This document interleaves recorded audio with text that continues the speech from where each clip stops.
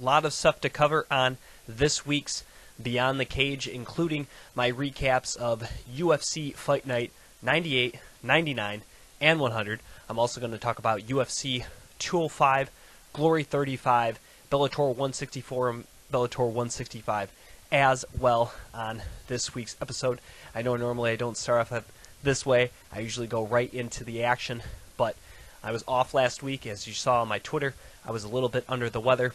Wasn't able to do the show, but I am back this week, and we'll probably do some more videos later in the week for UFC Fight Night 101, Brunson versus Whitaker this weekend on Fox Sports 1.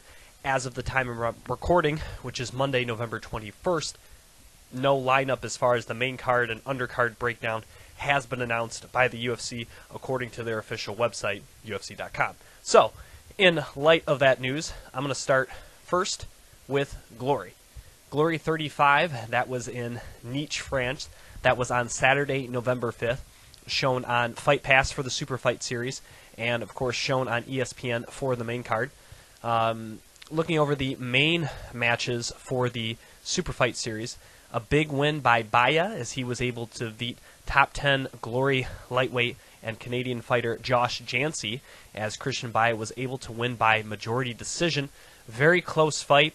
I thought it should have went to a bonus round. I thought Jancy won rounds 1 and 3, and the round Baya won. Obviously, he knocked down Jancy and definitely won that second round, thus the majority decision, with one judge scoring it a draw, which is how I scored the fight, 28-28. After the 9 minutes had been completed, but two of the judges saw one other round for Baya, thus giving him the majority decision there in France. A very close fight, but a big win for Baya over a solid Glory veteran like Jancy. Very big win for him. Also, the last quarterfinal fight for the women's super bantamweight Grand Prix tournament, as Debbie took on Lee. Debbie fighting in her hometown there in France. Emile Debbie against Lee, making her Glory debut as well. Not as seasoned, the South Korean Jaewon Lee, but still came in with a pretty impressive record of 13-2 against Debbie's at the time 27-0. And Debbie was really able to have her way with Lee. Lee was just not as quick to the punch. She was throwing some good combinations. She got creative a few times, but she just kind of lacked that consistent rhythm and output that Debbie had in this fight. And Debbie advances to the semifinal, and she's going to be taking on Isis Verbeek in one semifinal, and then Tiffany Timebomb, I think it's against Caitlin Coughlin, if I said that correctly, the Canadian fighter. That will be the four women who will make up the final four for the Super Bantamweight Grand Prix tournament.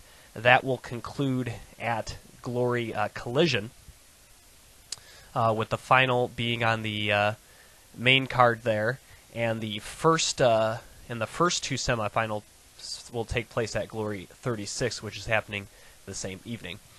Those are, again, the main. Oh, and also Ben Samior was able to win a majority decision over a Dannenberg.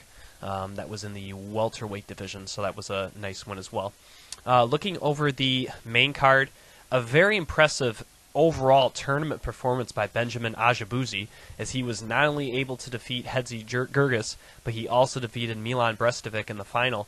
And really, both fights very similar. He was very aggressive. He had a lot of output, a lot of nice kicks, a lot of nice punches as well, and didn't really let Gergis or Brestovic really get off on their game.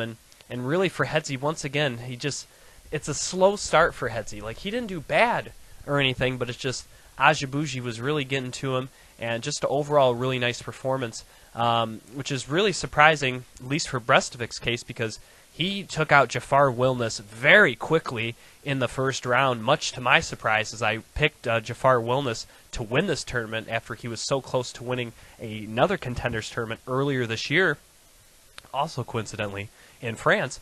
But it just, wow, Brestovic really surprised me. I didn't really give Brestovic much of a chance to get by Jafar Wilness. Wilness, I still think, is one of the 10 buys, and Ajabuji gets himself another shot at the heavyweight championship, which, of course, is a very stacked division right now for Glory, considering Ismail Lant still has yet to get his title shot from beating Jafar Wilness in the last Glory Heavyweight Contenders Tournament. So Ajabuji will get a shot at some point in time, and this is the second such tournament Ajabuji has won. So, big ups to him for being able to come back and beat two quality competitors in Brestovic and Gergis. Co-main event, Pavel Zurlev against Zinedine Hammerlane.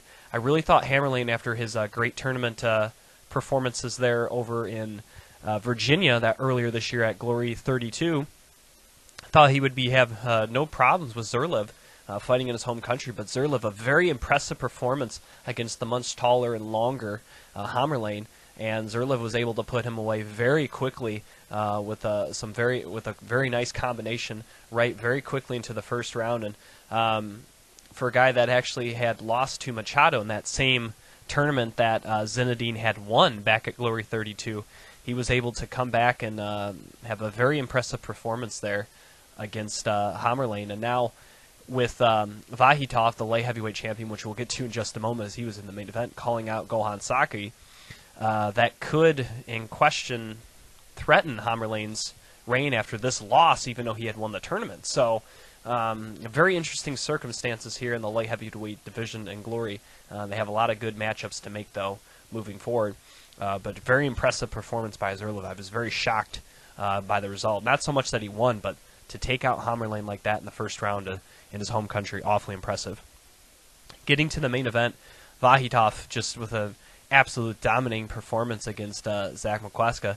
And Zach, for a guy that has a lot of power punches, really likes to be aggressive again and early, didn't really see that against Vahitov. He was sitting a lot back more. I don't know if he was trying to pace himself, thinking it might go 5 rounds, maybe thinking Vahitov's not really a knockout guy, that he can take some punches and save power in reserve. But man, Sergey Vahitov continues to impress me, especially in his last fight, winning the title against Kalavari, which of course he avenged that loss after losing to him back at Glory 20, and really since losing to Salo back at Glory 20 has won 3 consecutive Glory now, and to me this was maybe his finest performance. And I think taking on Saki is a very good matchup. Obviously Zurlev makes a very strong case for his chance at the title, considering his domination of Hammerlane. But of course Hammerlane did win a tournament, so I don't know if Saki kind of gets passed up because of that. I'm not sure. But nevertheless, a very, very impressive performance for Artem Vahitov. And I think his best performance to date, as he took a guy in Zach Muikasa, who I thought would win, I actually thought, because of the injury to Vahitov, could roll through him. He had a lot of confidence coming into this fight, but I still think Zach's one of the top contenders, but he's going to have to go back and realize that maybe he should have been more aggressive. Maybe that could have been the difference, because sitting back and letting Vahitov throw those combinations, sneak in the leg kicks, and when you're not pressuring him, that's what he can do to you. And just an excellent championship performance by him, proving that he's a champion as he becomes the unified champion, with Zach being the interim champion. So I don't know if that technically counts, however you want to say that, but he's still the champion and definitely proves that this is a guy who can go on a run. Obviously, I wasn't sure he could beat Sal either, so I'm going to stop doubting Vahitov here. But very impressive performance for him. If I haven't announced already, Glory Collision as well as Glory 36 will be taking place the same day there in Oberhausen, Germany, Saturday, December 10th, coupled with UFC 206 going on the same day over in Toronto. This is going to be a huge day for combat sports. So how it will basically start is you're going to have the Super Fight Series for Glory 36. That's going to be on the UFC Fight Pass as Gladstone, that's her name. I mentioned earlier, I said Coughlin, not even close. But as Jessica Gladstone will take on Tiffany Van Soest. That's one semifinal. And then Isis Verbeek, as I already mentioned, against Emil Debbie will be the other semifinal. Those two will take place on the Super Fight Series. Also, Marat Gagorian, he will make his return to the Glory ring as he's going to take on German fighter and Glory newcomer, if I can pronounce this guy's name, Daniel Solaja. That will be the fight there. And main eventing the Super Fight Series, it will be in the light heavyweight division, as Duot from the Netherlands. He will be making another Glory appearance here, his 6th Glory appearance. He will be taking on Daniel Alunga, fighting out of Germany as well, who will be making his 11th Glory appearance. That will highlight the Super Fight Series. Then that rolls in to the main card for Glory 36, which I believe will be streaming on ESPN. It will feature a lightweight tournament with the likes of Yusef Moziev against Karaya in the one semifinal, which I have a feeling the winner will very likely come of that David Karaya against Yusef Moziev. And then Yoda Kapan, if I said that correctly, he will be making his 3rd Glory appearance over a record 83-22. The Thai fighter coming into his 3rd Glory fight has not competed for Glory, however, since Glory 17, which was a loss to Gabriel Varga, the now former featherweight champion. And a Swiss fighter making his Glory debut with an overall record of 48-1 will be his other opponent. And Hassan Baroki, if I said that correctly, he will be making his Glory debut for a very solid lightweight tournament, as these 4 fighters are trying to get a shot at the winner of Sitsam Pyong as he takes on Mr. Gregorian, who had a very good fight against Sitsang not too long ago, if I'm not...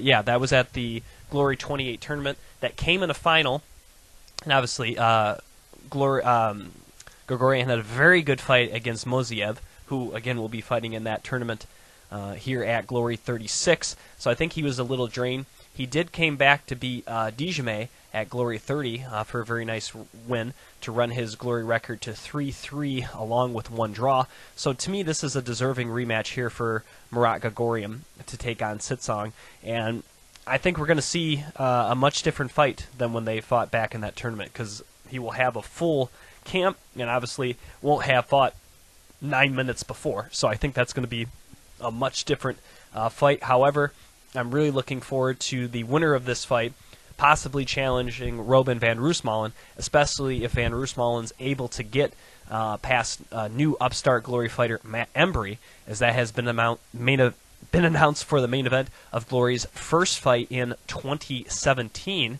which will be a Glory 37 in Los Angeles.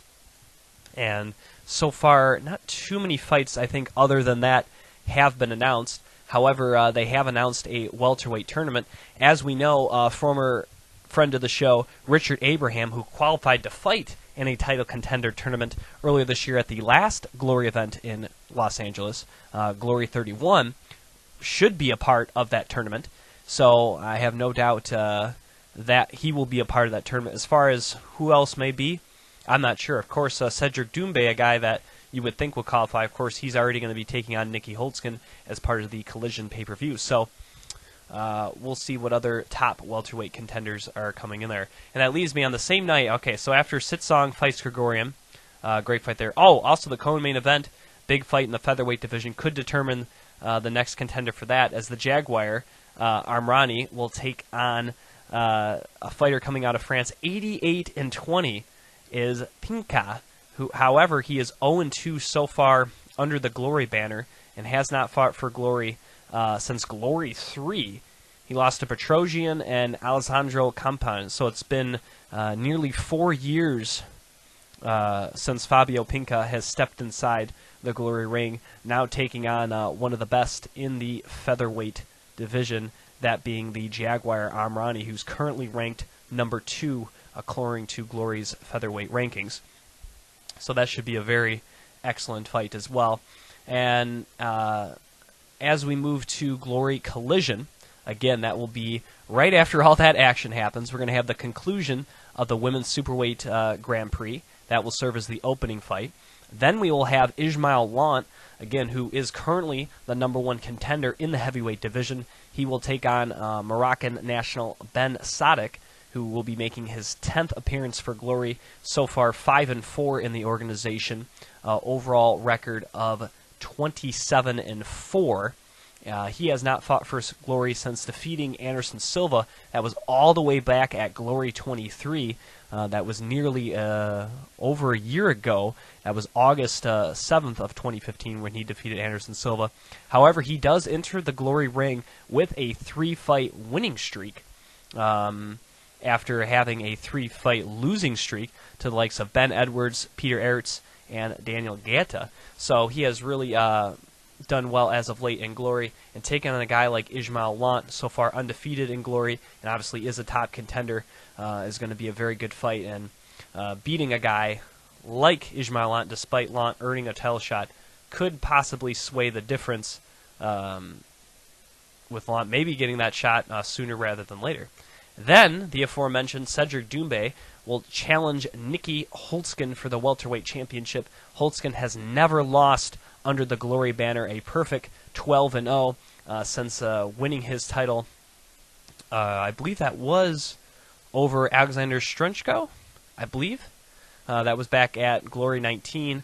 Has defended his title successfully 4 times, being the likes of Raymond Daniels, Myrtle Groenhart, Johan Congolo, and most recently defeated Myrtle Groenhart again back at Glory 34 in Denver. He has also, in his career, beaten the likes of Kareem Gaji, Raymond Daniels the second time, and Glory color commentator Joseph Valtellini as well.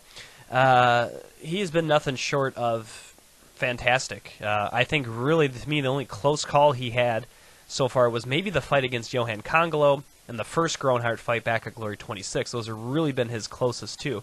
Now, however, the Raymond Daniels fight he did win due to a cut. Daniels was having some success in that fight till the cut, but it happened kind of early, so it's really hard to tell whether or not Holtzkin would have lost that bout. But realistically, he's really been able to dominate anybody that has been put in front of him. And Cedric Doumbé, while possessing a win over Myrtle Groenhart, wasn't that exciting in the victory. So to me, he really has to step up his game from that fight if he looks to defeat somebody the caliber of Nicky Holtzkin. And of course, we all know the Glory collision main event, Rico Verhoeven against Badr Hari.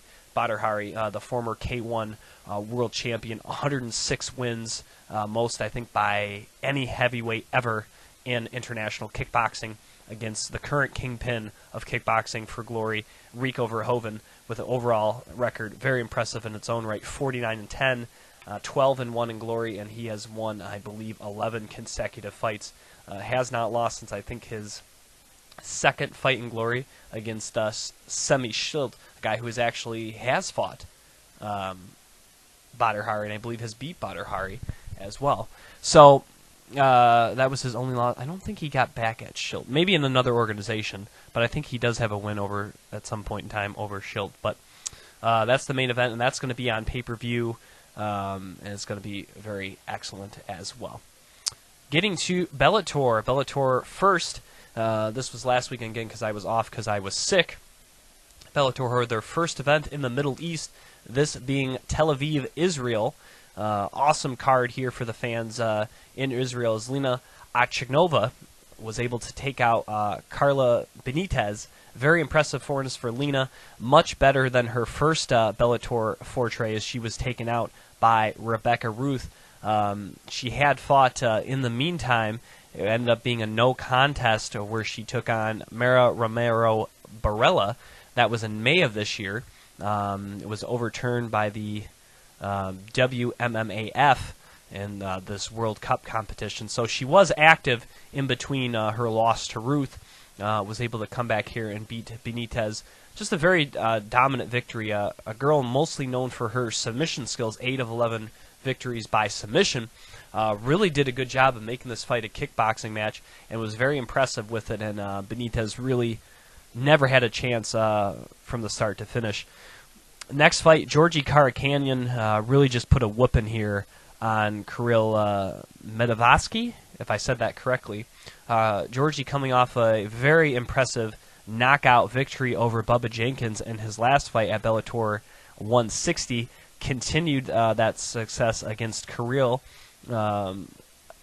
native of Israel, and fortunately for the fans there in attendance, they didn't get to see their hometown guy come out successful, as Georgie just really hammered him right from the get-go, and Kirill didn't really have much of a chance in this one, taking on the very accomplished Georgie Karakhanyan, who, again, is trying to get his way back into the featherweight title picture. Co-main event, one of the Israeli guys was able to win, as Lahat was able to take on Scott Cleave. Cleave hasn't had that great of a run in Bellator since joining the organization in 2013. Was only 2-2 coming into this fight. However, had beat Matt Bassett, big victory. He had lost to Daniel Weichel, actually, back at Bellator 110. Hadn't fought for Bellator, though, since October 2014, so a long time since he had fought. Now 34 years old, I believe that was an injury, and taking on Noam, who is definitely one of the prospects to watch here for Bellator with an overall record of 10-2. Actually had fought some in the UFC as well. Went only 2-2 in the UFC before being cut earlier this year after getting knocked out by Diego Rivas. He does hold wins over Steven Seiler and Nicholas Backstrom, and he also got knocked out, coincidentally, by flying knee over Goffredo Castro. So good pickup here by Bellator, picking up this. He's 32 years old, but definitely has some skills, and he was able to take out Scott Cleave via rear naked choke in the first round in front of his hometown crowd, and very much the crowd being behind him, and very good performance by Noam, not disappointing the fans, of course, as his fellow countryman Kirill wasn't able to do. So the fans, regardless of how the main event went for him, we're going to be pretty happy with at least one of their guys winning there. And the main event, boy, what a main event it was. Douglas Lima against Andrei Korsakov, a fight I've been looking forward to seeing for a very long time. These two fought, I think it was almost 2 years ago. Actually, a little over, not quite 2 years, it'd be about 18 months or so. That's when Andrei Korsakov defeated Douglas Lima to become the welterweight champion back in July of 2015. After some injury time away, nearly a year away, Lima returned to the Bellator cage, defeating Paul Daly earlier this year at Bellator 158 by unanimous decision. And, of course, that forced a rematch with the Russian Andrei Korsakov. And just an overall pretty good performance by both. Korsakov was definitely the one, I think, probably winning the fight. I think you can make a case Korsakov won both those first two rounds. They were close. Lima definitely was finding a home for his signature leg kicks early and often in this fight. However, I thought Korsakov was doing a good job winning the boxing, the exchange with the fist. I thought he was definitely winning. In that third round, it looks as though Korsakov actually was starting to hurt Douglas Lima. Kind of came in a little swarming, maybe reminiscent a little bit of RDA against Eddie Alvarez. Kind of backing up Douglas Lima against the cage, going in, trying to land some power shots, really hurt Douglas Lima. And in the mix with the flurry, Lima was able to land a nice flush counter hook that sent Korsakov reeling to the canvas. A couple of more punches, and this fight had to be stopped at 121 in the third round marker for Lima to not only capture the Bellator welterweight title once again, but successfully avenge his loss July of last year to Andrei Korsakov. It sets up an epic trilogy at some point with both having very nice wins over each other. Of course, Rory McDonald earlier this year has signed with Bellator.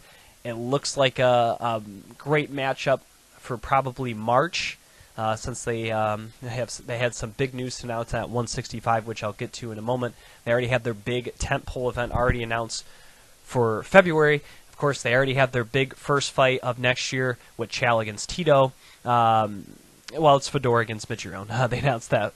Fedor Emelianenko signed with Bellator. He'll be taking on Matt Mitrione. That's going to be in February. So to me, unless they want Rory to go sooner, I mean, it is November. I don't know if they want to keep him on the shelf for 5 months. Or they could couple Rory's debut along with Fedor's debut. I don't know. We'll see how that goes. But to me, it's kind of a perfect tailor-made matchup for Rory to have his first fight be the welterweight championship.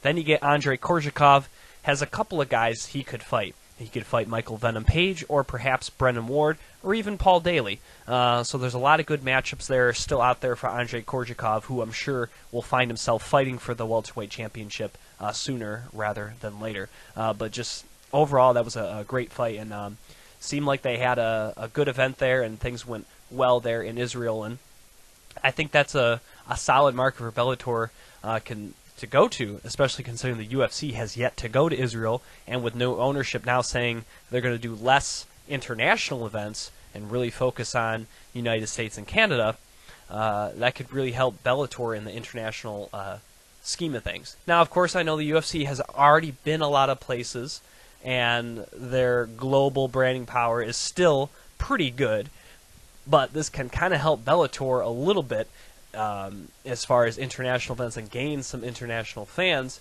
going to some of these places more if the UFC kind of abandons them, at least for the time being. Bellator 165, excellent event at the SAP Center in San Jose.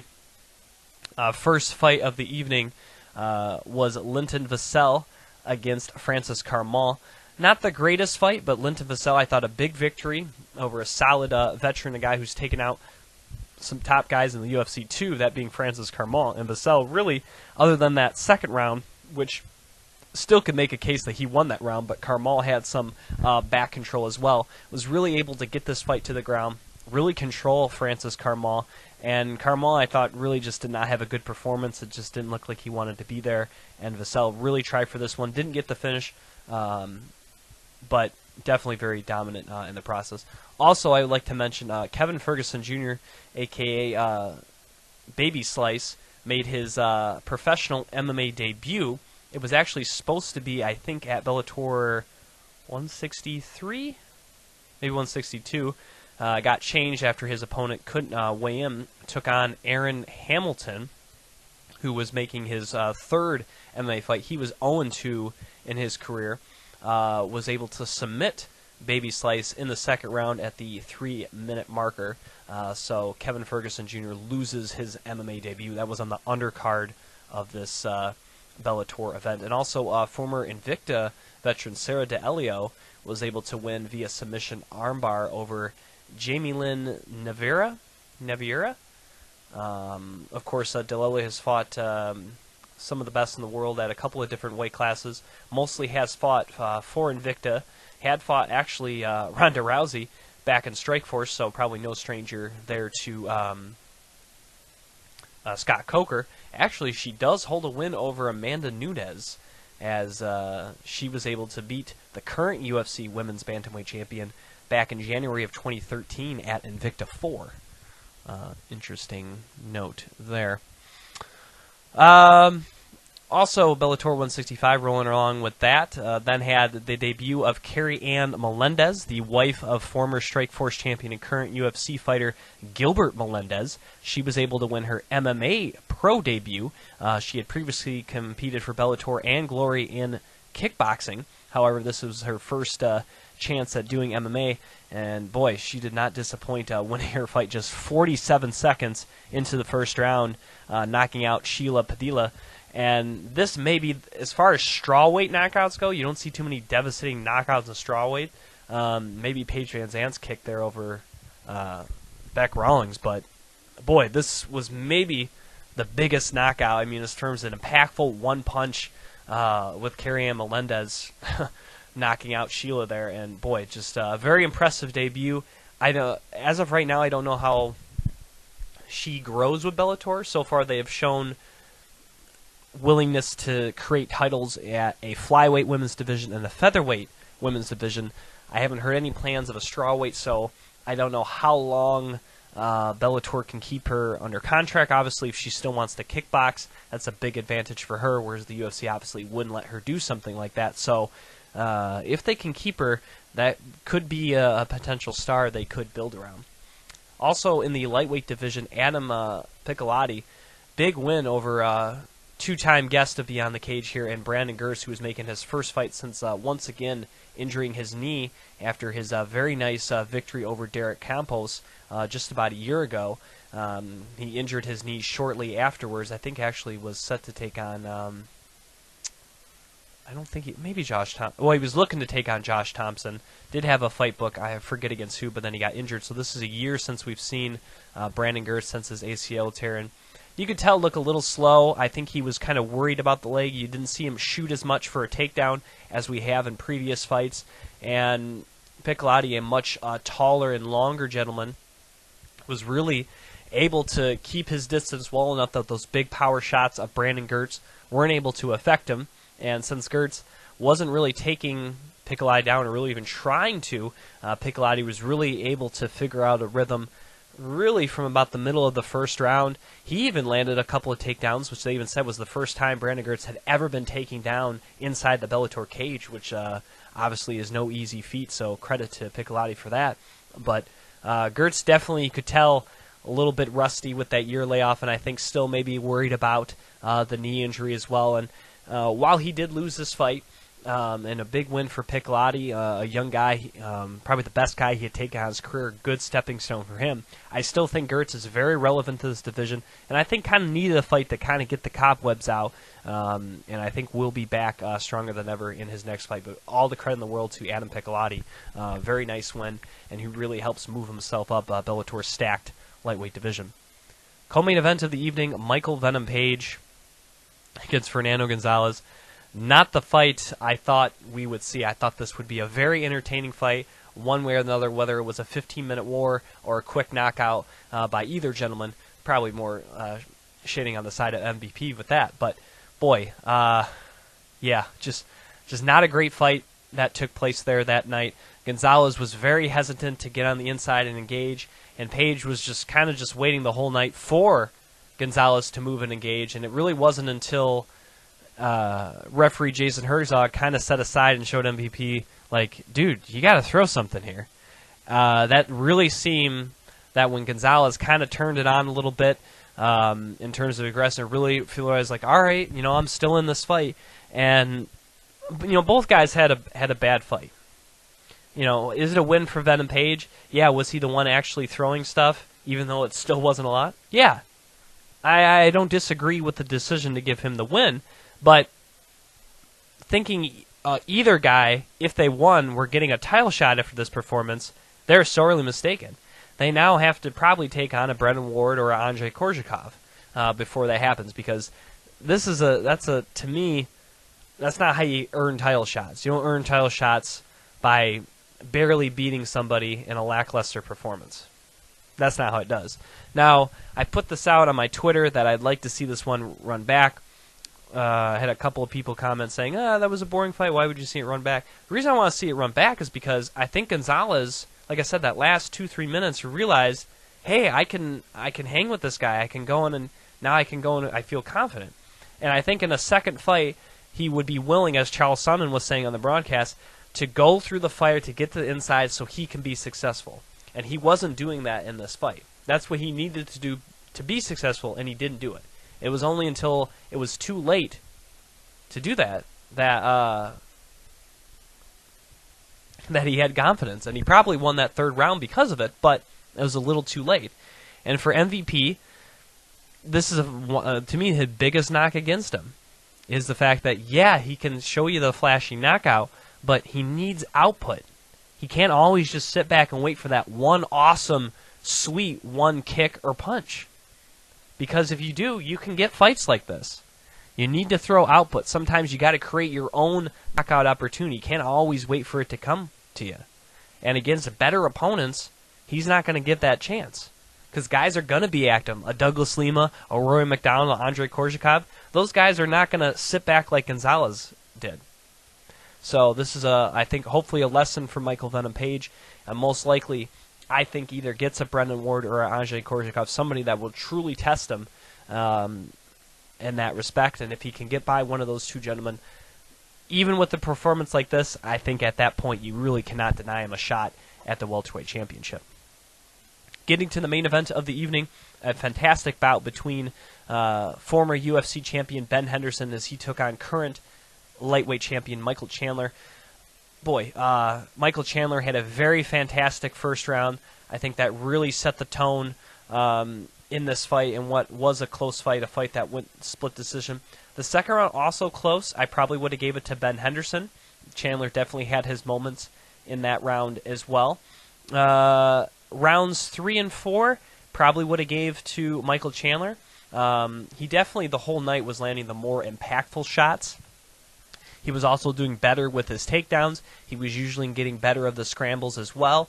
And in the 5th round, maybe Chandler was starting to fade a little bit. He did have a lot of output, and I thought Ben Henderson probably took a 5th round. Definitely, I would have gave the edge in conditioning to Ben Henderson in this fight. But really, that first round, I think if Ben Henderson can avoid a round like that in a rematch, or could have avoided a round like that in this one, could have won. But that first round, with some judges, it looked like they gave a 10-8 with, just wasn't able to kind of get over that hump there. What was a fantastic fight, but Ben Henderson just was maybe a little too lackadaisical in this fight, a little too cool, calm, and collective. And I think if he maybe had a little more sense of urgency, might have been able to win. Now, Chandler said it wasn't his best performance, but honestly, I thought it was a really good performance by Michael Chandler. Maybe his best since that Alvarez fight. It was way better than his fights against Will Brooks, I can tell you that much. And fans were kind of booing and stuff. I don't know if it's because they wanted Ben Henderson to win, but I thought that was a fantastic championship fight and a huge win for Michael Chandler. A lot of people thought he couldn't hang 25 minutes with Ben Henderson, that if he couldn't get this fight finished in the first 2 rounds, he would be done. And he was able to go in there, beat one of the best in the world, and he did it over 25 minutes. Awfully impressive from Michael Chandler. If this doesn't cement him as one of the top lightweights in the world, I don't know what does. This was a huge victory, a fight I'm sure will be run back. I know Josh Thompson's lingering out there. I think that's maybe the fight to make. Give Ben Henderson somebody else, because so far in Bellator, Ben Henderson has not really looked that good. Obviously, he got dominated by a much bigger Andrei Korsakov in welterweight. It wasn't really looking that good against a smaller featherweight fighter in Pitbull, who got hurt. And now he has this fight against Michael Chandler. Realistically, Ben Henderson's like 0-3 in Bellator. And really hasn't won many rounds and really hasn't looked that impressive since coming over to Bellator. So to me, having Ben Henderson, maybe even Adam Pickle or somebody like that, or Derek Anderson, I think would be a good matchup as well. Even a Brandon Gertz. Just, he's going to have to take one fight away, I think, and then probably fight the winner of Michael Chandler or Josh Thompson. I think that's a pretty good conclusion to get Benderson Benderson. Yeah, that works. Get him a quality kind of win and performance under his belt before he faces off. But I thought it was actually a pretty good performance by Michael Chandler. I think he was a little hard on himself. I think this was maybe his best performance to date. Getting to the UFC portion of the show, let's get back to UFC Fight Night 98, Dos Anjos versus Ferguson. Very excellent night of fights. Started off with Alexa Grasso making her long-awaited UFC debut in her home country against Heather Jo Clark. Very dominant performance. Went just about how I thought it would, with the overall hand speed of of Alexa Grasso against Heather Jo Clark really being the difference. It just seemed like Heather Jo Clark just couldn't, again, match the output, match the hand speed, and just really overall just was outclassed in this fight, in my opinion. Heather Jo Clark's a solid competitor, but she's not really that talented, to be honest. Like, she's a hard worker. She knows how to fight, but she's just not as gifted as some of the other girls in the division, and definitely not as gifted as the young Mexican here in Alexa Grasso, who just... to me, just dominated, really. Outstruck her 120-74. Did land a takedown, shut Heather Jo Clark in that category, as Clark was 0 for 4 in takedowns. And just a very dominant performance against a solid veteran. And now Grasso definitely looks to move up in competition. Definitely is a force to be reckoned with in this division. Very close fight between Beneil Dariush and Rasheed Magomedov. A lot closer than I thought it was going to be honest. I'm not saying that Magomedov is a bad fighter. I just thought that Dariush was, a lot better than him, to be honest. Had fought the better guys, would be really maybe just slightly a step ahead, possibly could finish him. But again, fighting up 8,000 feet in altitude, I think made a lot of these fights maybe closer than they would have normally been. And in this fight, a lot of clinching, a lot of close striking. Dariush really wasn't able to get any takedowns where I thought he could assert his better grappling style, being that jiu-jitsu black belt. A lot of clinchings. The striking was actually really even. I thought Dariush, especially with his kicks, could separate himself in that category from Rasheed. But Rasheed, to me, really impressed in all categories, really. And also the fact that he hadn't fought in over a year, he added in the elevation. He was game as ever to take on probably the best guy he's ever fought in Beneil Dariush. And while Dariush, did gut this one out, it was a very close fight and, definitely a hard-earned victory for Dariush. And for Magomedov, can't hold your head too low because you had a great performance at altitude, all this layoff against the best guy you ever faced, and you got to know that you can hang with some of the best in the world. That's got to be a good feeling. And so for Magomedov, this to me really asserts himself as definitely one of the top 15 in this division. I don't think he should drop that far at all. And yeah, he lost, but he showed a lot in this fight, in my opinion. Definitely has showed a real growth since his last fight, and I think a guy that is going to be a tough out for anybody he matches up against in the lightweight division. The Ultimate Fighter fight, Martin Bravo against Claudio Puelles. They actually mentioned Claudio probably going to move down to featherweight. You could tell Bravo, the much bigger guy in this matchup, and really asserted it well. You could tell that the shots he was throwing were a lot more damaging in nature and with a lot more bad intentions, and really was able to, while the first round was great, really able to just land a lot more damaging shots, really wind down and wear down Puelles, eventually to a knockout in the second round for Bravo to become the tough Latin America champion here for this season. And just an overall, just a great fight and great win for Bravo. Didn't know a lot about him, really a lot about either guy, but he impressed me. A little wild at times. He maybe has to tighten it up, but definitely a guy that has some potential. And for Puelles, obviously moving down to 45 would be a pretty big featherweight. Definitely was very lean and cut at 55, so he would be an interesting guy to see at 45. But once he's there, we'll see how it goes. But obviously taking on a pretty big lightweight, it's hard to completely judge his potential. But a guy I think at 45 can do some things. The next fight, speaking of 45, huge win for Ricardo Lamas. After Charles Oliveira, he took this fight on short notice. After the fight fell through for Lamas against BJ Penn back in October. About a month later, they were able to find him a fight here in Mexico. Oliveira just did a horrible job of trying to make weight. Lamas, much to his credit, took the fight. A lot of people thought he shouldn't have taken it, but Lamas wanted a fight. He took it. Really got dominated in the first round as Oliveira was able to outstrike him 26-7. Really controlled the back, had a couple of submission attempts, and then once again Oliveira just kind of a slight lapse. A guy I think that is so good at jiu-jitsu doesn't think people are going to try to submit him. Once again stuck his head in towards the corner. He did it against Anthony Pettis. Now he did it against Ricardo Lamas and got caught with a choke. Once again just got caught being careless for a fight he was winning, a fight he could win. And much credit to Lamas for taking the fight, fighting the much bigger guy, and finishing him. Honestly, I think you can make a case that it's Ricardo Lamas' biggest win of his career. I really think you can make that claim. He's really faltered against some of the top guys in the division. Really going back to his WEC days, he had lost to Danny Castillo. Kind of built up a little bit of run there, and WC loses to early Caltantera.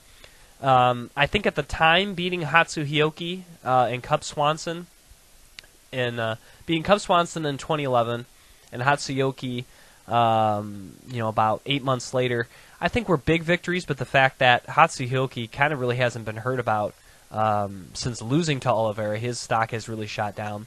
And Swanson, I think at the time, wasn't quite the top contender. He was a good fighter, but it was a big victory. Then he beats Eric Koch, which at the time, again, a big victory. Eric Koch really has kind of dropped off. Then he gets the title shot, loses to Jose Aldo. didn't really have a good fight, but neither did Aldo. Aldo was just, simply a little better.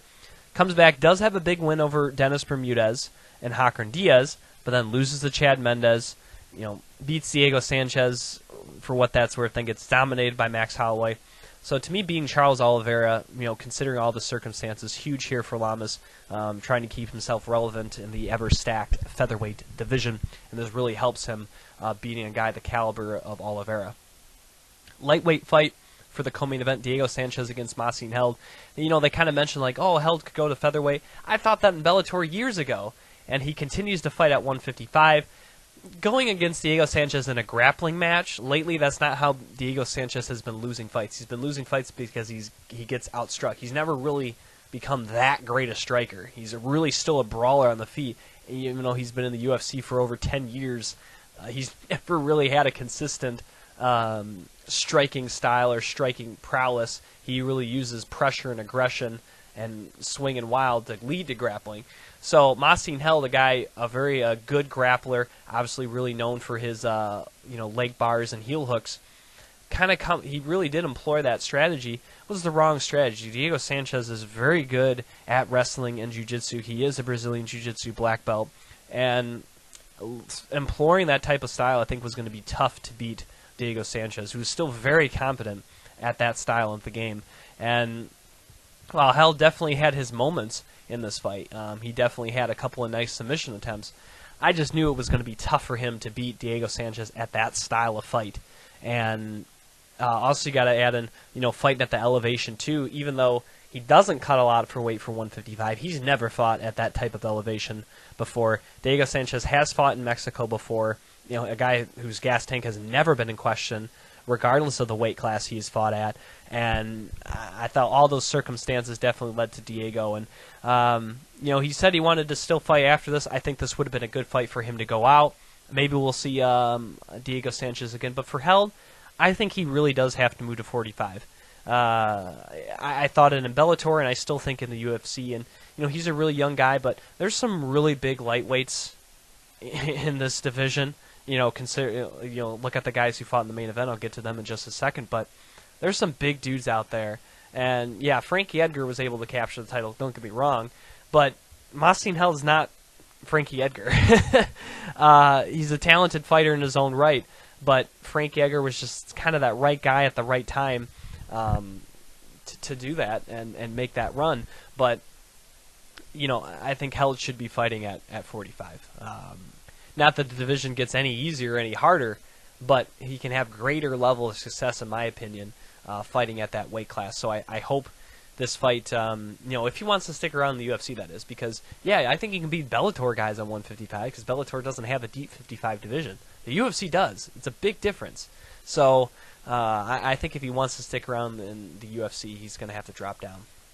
Main event, as I said, at 155. A fantastic performance by Tony Ferguson. Definitely was a close fight. I think RDA definitely won a couple of rounds there. I probably would have gave RDA the first round. I think you can make a case. All other rounds, they were definitely close in nature, but I probably would have gave it 4 rounds to 1 in favor of Tony Ferguson, especially that second round where he outstruck him 51-19. Maybe can make a case for some of the other rounds, but I think overall just he got him the majority of the time. Really, other than that first round, I probably would have gave it 4-1. Maybe 3-2. I think even though all judges did score it 3-2, I don't have that much of a complaint about because a couple of those middle rounds, 3 and 4, were kind of close. But if you look at the striking numbers, it really paints a picture of El Kukui dominating as he outstruck RDA 200-126 and about 1.5 more output. 281 thrown for Dos Anjos to 402 for Ferguson, who didn't show any signs of slowing down at 8,000 feet elevation. Are you kidding me? To throw 400 strikes? Look out, Conor McGregor. I'm telling you. Because he took some power shots from RDA. RDA has some power. And the fact he could keep going with that length and reach and power, man, I tell you what, I know Habib made a pretty strong case at 205 with his very dominant victory over Michael Johnson, considering Michael Johnson actually does hold a victory over Tony Ferguson. However, I think Ferguson, over 5 rounds, with that type of environmental things going on to put that type of output surpasses Habib beating Michael Johnson, who, yeah, is good, but Michael Johnson has had some losses in his career. He has had a couple of setbacks. He's had a couple of bad fights. And not saying Michael Johnson isn't a top contender, but he has lost to Nate Diaz. He now has the loss to Habib. He does have a loss, albeit I did think he won that fight against Beneil Dariush. Has lost 3 out of his last 4 now, even though he does own a win over Ferguson. That was a while ago. And while Habib certainly had a very dominant performance, and it was very one-sided, you could say, yeah, RDA, it was a closer fight between RDA and Ferguson than it was Johnson and Habib. Absolutely. But Johnson showed that Habib's not that great on the feet. Who is? Conor McGregor. I don't know. To me, in my opinion, I think Ferguson, his performance over the 25 minutes against a little better opponent with the altitude, to me, surpasses what Habib did at 205. Now, with that, does Habib sit out and wait for his title shot? Because there's no denying that this kid is one of the best in the world. I'm not denying that. But as far as splashy title fights, to me, Ferguson-McGregor is a way bigger fight and a way easier fight to sell than Habib versus Conor. And also, I don't know if there's a greater chance that Habib beats Conor as opposed to Tony Ferguson. I'm just saying I think it's going to be a lot better of a fight. I think it's going to be a fun fight. So in that aspect, I think it's an easier fight to sell. Now, of course, Conor has possible obligations to defend his 45 title first, which could then force Habib to fight Tony Ferguson. Conor has also expressed wanting to not fight until March or April, which may not be that big a deal for the lightweight picture, but for the featherweight picture, absolutely. A decision I would think would have to be made between now and the end of the year whether Conor will still be the featherweight champion, whether Jose Aldo still wants to be the interim champion. Obviously, there's a Pettis fight coming up against Max Holloway in just about 3 weeks. That could somehow play into the featherweight picture and top contenders status as well. So a lot is going on. These two divisions are kind of intertwined because of the one man being Conor McGregor, which we'll get to here in just a moment. But a lot of interesting matchups. But I just thought an overall great performance. And for RDA, obviously he is a good striker. I thought he had a good performance. He went 25 full minutes too at that altitude. I thought he performed well. However, he was just a little slow, to the punch. I think he also maybe banked on getting some takedowns. And when it wasn't there, not that he was completely out of his element, but you were all in Tony Ferguson's element. And, the longer it played on the feet, the more confidence Ferguson was going to get. And I think you really saw this in this fight. And I think that maybe kind of rattled RDA a little bit, considering he wasn't able to get to the ground. That, yeah, he landed some power shots he's put other guys away with. And Ferguson was still there and throwing back, 2 or 3 more right at him. Might have been a little discouraging to a guy that was the former champion. And obviously there could have been a little bit of an angst for RDA. They mentioned, he kind of had a new corner. He kind of went away from Kings and Rafael Cordero, kind of the other branch of Kings there. I think with Dariush, and they had a different corner, a different camp. I think that also had something to do with this fight too, because obviously when he was successful and was the champion, he had Cordero in his corner.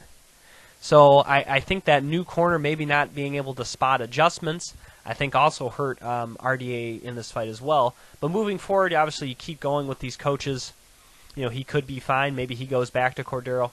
I'm not sure, but I think that's another little X factor that helped put Tony Ferguson over the edge in what to me was his best performance to date, and a very deserving fight of the night honor bonus as well.